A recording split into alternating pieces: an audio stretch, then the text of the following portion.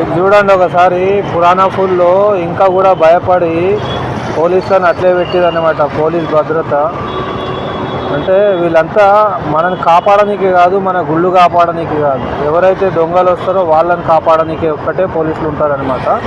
ఎట్లా వాళ్ళని కాపాడుతారంటే వాడు ఎవడైతే ఈ గుడిని అమ్మవారిని ధ్వంసం చేయడానికి వచ్చిండనో వాడిని కాపాడి తీసుకొని లోపలేసారు అనమాట. ఇదిగోండి చూస్తున్నారా, పోలీసులు, కార్లు, పోలీసు మొత్తం ఫోర్స్ అంతా ఇక్కడనే ఉందన్నమాట. ఇంకా ఎవరితో మాట్లాడాలన్నా కూడా ఎవరు ఆగేట్లాగా లేరు. నేను చూసిన మ్యాక్సిమం పోలీసు వాళ్ళు కూడా మాట్లాడదామంటే వాళ్ళు కూడా ఏం చెప్తలేరు అనమాట.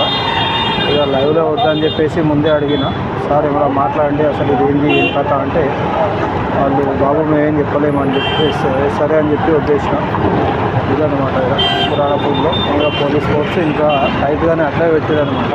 చూడండి పోలీసులు ఇంకా దిగుతూనే ఉన్నారు. అది కథ.